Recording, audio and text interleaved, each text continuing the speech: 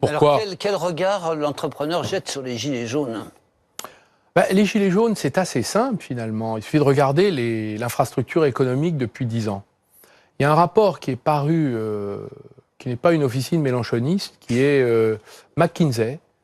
Oui, c'est loin d'être une officine mélenchoniste. Vous êtes d'accord? Très bien. Ça, c'est donc un non, cabinet. Mais je préfère le dire. Il faut le dire pour tous les téléspectateurs, c'est un cabinet anglo-saxon américain assez libéral de conseil, effectivement, et d'analyse des entreprises et du monde économique. Et qui a fait une analyse sur 10 ans, et il a observé qu'en 10 ans, dans les pays de l'OCDE, il y avait eu 70% des ménages, ce qui représente 580 millions de personnes, qui avaient vu leurs revenus stagner ou baisser. Et que dans la décennie précédente, d'avant-crise, c'était seulement 10 millions de personnes. Donc vous avez aujourd'hui l'appauvrissement des classes moyennes partout, qui a été finalement décidé, en Europe particulièrement. Décidé, vous voulez dire que sciemment, à un moment, on s'est dit c'est les classes moyennes qui vont trinquer. C'est-à-dire que ce n'est pas le système financier qui a payé le prix de la crise, c'est les classes moyennes. Ça s'appelle l'austérité budgétaire. Alors en France, elle n'a pas pris la même forme qu'en Italie, en Espagne, en Grèce, où là on a baissé les salaires, les pensions, les prestations sociales. Parfois on les faisait disparaître. Ça s'est manifesté par l'austérité fiscale. C'était le matraquage fiscal. Le ras-le-bol, d'où le ras-le-bol fiscal. Ça a été dit par d'autres que moi. Donc Et cette politique-là, que ce soit M. Sarkozy, M. Hollande, M. Macron, c'est toujours la même. Donc les gens votent, ils espèrent, et à chaque fois, on revient à la même politique. Voilà. Pourquoi? Parce que finalement, il n'y a pas de rupture avec les fondamentaux de l'Union européenne, qui a décidé de faire payer les conséquences de la crise, alors qu'ils n'ont aucune responsabilité dans cette crise, à la population. Pour vous, la révolte, du coup, la révolte au départ des Gilets jaunes, elle est presque vitale. C'est un élan vital parce qu'il y a un moment où ils sont asphyxiés. Pour vous. Écoutez, c'est une révolte mondiale des classes moyennes qui prend la forme d'un climat insurrectionnel dans notre pays, dont le pouvoir a la responsabilité quand même, il faut le dire.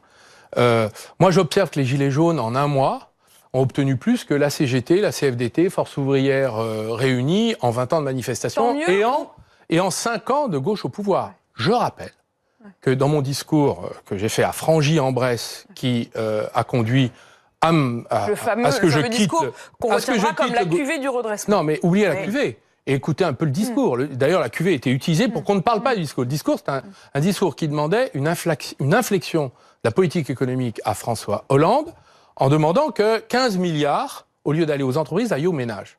Je note que, et d'ailleurs, dans toute l'Europe, il y a eu des fractures dans tous les gouvernements européens. Ce que vous voulez dire, c'est que finalement Macron l'a fait, mais il l'a fait sous la pression des Gilets jaunes en lâchant 10 milliards. C'est les Gilets jaunes qui l'ont arraché, Et d'ailleurs, c'est bien le sujet. Le sujet, c'est que... Arrêtez un instant sur ce que vous dites à l'instant. Vous dites ils ont obtenu plus en quelques semaines qu'en 5 ans de gauche au pouvoir. Oui. Est-ce que ça veut dire que... Est-ce que tant mieux, au fond, vous vous dites, ça veut dire qu'il fallait utiliser d'autres moyens, y compris ceux de cette pression qui a été mise par la rue, ou est-ce que malgré tout, vous vous dites, c'est dommage, il aurait mieux fallu faire les choses autrement? Je ne juge pas, c'est juste un fait. Je ne porte pas de jugement, ça, je laisse aux commentateurs le soin de dire c'est bien, c'est mal, il n'y a que ça tous les jours. Moi, je constate ça, c'est que aujourd'hui, l'Union européenne, d'ailleurs, il y en a un qui l'a dit, c'est Dominique Strauss-Kahn. On pense ce qu'on veut, Dominique Strauss-Kahn. J'ai beaucoup d'estime pour lui, malgré, évidemment, tout ce qui lui est arrivé, malheureusement. Mais franchement, Dominique Strauss-Kahn, qui est un illustre ministre de l'économie, et qui a fait beaucoup de choses pour notre pays, a dit une chose, il a dit la montée des extrémismes est la conséquence directe de la gestion de la crise, c'est-à-dire la façon dont on l'a prolongée. Les États-Unis sont sortis de la crise en 3 ans. Nous, on y est encore, là, cette année. Regardez l'Europe quasiment en récession. Je me souviens d'une plaisanterie au Conseil des ministres que j'avais faite. Elle n'a pas été très appréciée. J'avais dit... en politique, vous ont parfois mené... C'est vrai, madame. Mais j'aime à les rappeler parfois. Alors, allez-y. Donc, c'était au Conseil des ministres et nous venions d'arriver. Et à l'époque, il n'y avait pas de gouvernement belge. Parce que le gouvernement belge était paralysé entre les Flamands et les Wallons. Et il y avait 23 mois sans gouvernement. Et là, ils avaient un taux de croissance de 2%. Le même qu'aux États-Unis. Extraordinaire. En 2012. J'avais dit, il ne faudrait pas que, finalement, les Français souhaitent d'avoir aucun gouvernement plutôt qu'un gouvernement qui a choisi de vaincre l'austérité. C'était le discours du Bourget. En vérité, les Belges avaient compris que c'est mieux de ne pas avoir de gouvernement qui exécute les décisions stupides de la Commission plutôt que de se retrouver dans la situation à laquelle on s'est tous retrouvés en France. Ça veut dire quand même, quand on vous écoute, que tout ça c'était en germe, ce que l'on découvre aujourd'hui, que d'ailleurs si on vous entend, vous l'aviez quand même plutôt senti, vous et quelques autres, Comment c'est possible que ça se soit à ce point dégradé, que rien n'ait été fait et que, effectivement, vous le disiez, quinquennat après quinquennat, écoutez, M. Sarkozy a été battu après son quinquennat. M. Hollande n'a pas pu se représenter. M. Macron, au bout de 18 mois, a des insurrections dans toutes les villes de France. Donc il serait peut-être temps quand même qu'on se pose les bonnes questions. C'est quoi les bonnes questions? Les bonnes questions, c'est la façon dont, finalement, parce que c'est intéressant de voir ce qui se passe, c'est le pouvoir d'achat. Il y a 16 millions de Français qui sont à découvert. Qui vivent à découvert. Et qui disent que 16 mois millions de après Français. mois, C'est pas un petit chiffre, ça. Dès le 16 du mois, ils sont à découvert. Donc c'est intéressant de voir que la question de la répartition de la valeur, parce que ce que j'ai oublié de vous dire dans le rapport McKinsey, c'est que dans cette période des 10 années de crise où 580 millions de personnes ont perdu du pouvoir d'achat ou l'ont vu stagner, pendant ce temps-là, 80% de la richesse qui a été créée est allée à 1%. Donc, c'est cette explosion qui est en train de se propager dans le monde entier. C'est le Brexit, où la classe dirigeante, l'aristocratie financière britannique, n'a pas vu que son peuple était désespéré. C'est Daniel Blake, le film extraordinaire sur la pauvreté, le chômage dans ce très grand pays qu'est le Royaume-Uni. Vous avez les néo-nazis en Autriche, vous avez la FD en Allemagne, vous avez le Trumpisme qui lui aussi s'appuie sur ces mouvements-là. Donc je crois que soit l'Union européenne est capable de faire mouvement et de restructurer le système économique et notamment la mondialisation qui nous a mis dans cette situation-là. Et d'ailleurs, je le dis, il n'y aura pas d'autre solution. Si on veut avoir une politique écologique volontaire, où on ne va pas faire payer les braves gens qui sont obligés de mettre du diesel dans leur réservoir. Si on vous écoute, on déjà trop payé. L'industrie, la taxe carbone, c'est d'abord sur les centrales à charbon allemandes et polonaises, qui sont les premiers pollueurs d'Europe, avant d'être sur les malheureux Français qui travaillent à 30 km de leur... On s'est trompé de payeur, on a fait porter le chapeau au mauvais. C'est la résultante, elle est là. Donc vous avez un embrasement généralisé, soit dans les urnes, soit dans les rues. J'ai l'impression que ce que vous dites, vous allez encore plus loin qu'une erreur de « on n'a pas fait payer les bonnes personnes », qui est en gros de nous dire que les dirigeants politiques n'ont pas pris de décision en faveur du bien commun et du plus grand nombre et des classes moyennes. Et vous qui avez été dans ces cercles-là, comment vous l'expliquez? Pourquoi?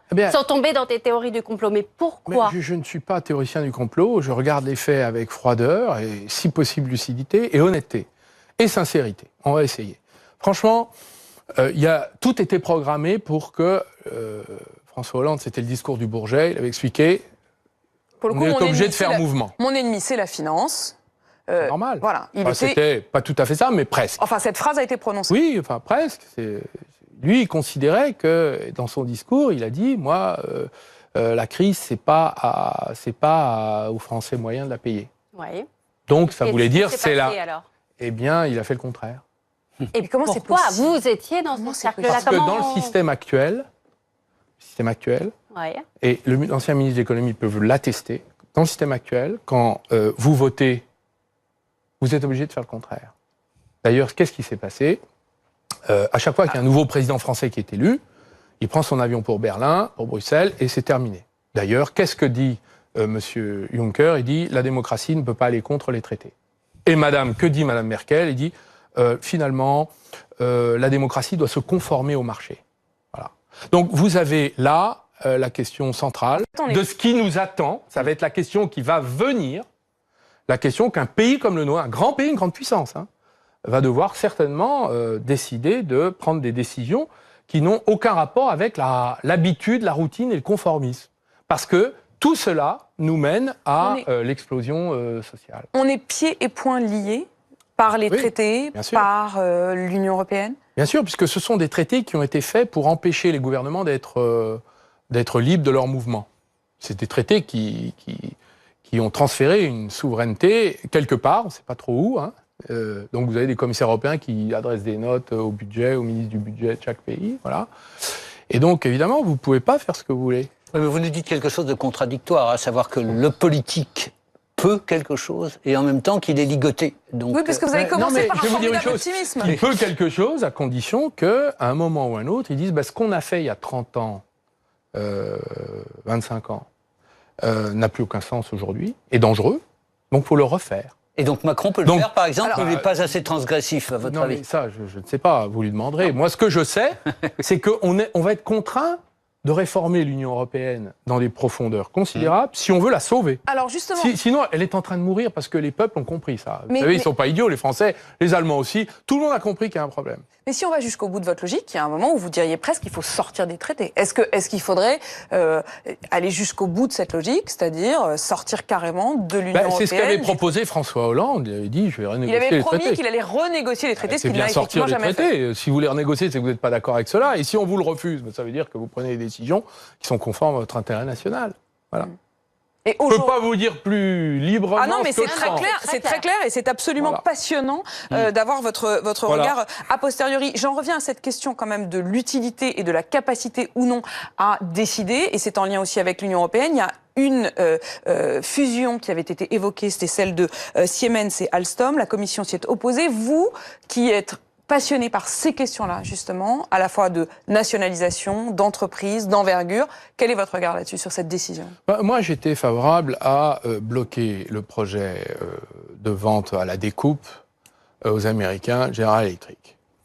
Je dois vous dire d'ailleurs que, entre-temps, quand vous regardez Technip, c'est quand même le fleuron des techniques d'extraction oil and gas, pétrole et gaz. C'était tous les brevets de l'Institut français du pétrole créé par le général de Gaulle. Tout ça, on l'a vendu en catimini, alors que c'est quand même une des bonnes capitalisations du CAC 40. Enfin, on vend nos entreprises, on les laisse partir à l'étranger. On l'a vendu à un Américain en quasi-faillite, et son dirigeant, qui pour moi est un traître, pour moi, Patrick Cron est un traître. Il a préféré sauver son propre sort judiciaire en vendant ce qui appartenait au patrimoine de la nation, Alstom. Voilà, ce sont des gens qui préfèrent eux-mêmes à la nation. C'est-à-dire que l'esprit de sacrifice de la classe dirigeante, ça n'existe plus. Ça, c'est un énorme problème. C'est un énorme problème. On rejoint exactement pour moi, ce que vous disiez tout à l'heure. J'aurais été le président de la République, Madame de Malherbe, j'aurais été le président de la République, je lui aurais retiré sa Légion d'honneur. Pour moi, c'est extrêmement grave ce qui se trame aujourd'hui. Alors, on embête les politiques, mais enfin, il y a aussi des dirigeants, là, qui... Des responsabilités. Moi, je vais vous dire, j'ai beaucoup de respect pour, y compris, un patronat conservateur, mais dès lors qu'il est patriote. C'est même le patron de Michelin, qui est maintenant le patron de Renault, Monsieur Sénard. Lui, il a fait un rapport extraordinaire sur la façon dont il faudrait que les entreprises, aujourd'hui, se définanciarisent. C'est-à-dire que les excès, la gourmandise du capital, arrêtent de travailler de l'intérieur les entreprises et les détruisent finalement. Il a fait un plaidoyer extraordinairement émouvant, puisque lui-même a tenté de mettre en œuvre ça chez Michelin. Il y en a. Il y en a. Donc je ne veux pas généraliser. Mais franchement, quand vous avez des comportements comme celui de M. Pilenko, le patron de Technip, qui touche des millions pour avoir coulé sa boîte, l'avoir vendue aux Américains, franchement, je considère qu'il y a là des clauses. Il devrait y avoir des clauses nationales de rattrapage quand des transactions sont au détriment de l'intérêt national, surtout quand l'État est dans le capital de l'entreprise. Alstom, on l'avait nationalisé pour le sauver, pas pour qu'il soit vendu à la sauvette, par M. Cron, qui était sous la menace d'une inculpation du Department of Justice des États-Unis d'Amérique. Alors, vous ne croyez pas qu'il y a un peu de laisser-aller dans ce bazar? Quand même, je ne suis pas très content de ce que je vois de mon pays. Voilà. Mais ça ne m'empêche pas de défendre des causes enracinées, nobles. Voilà.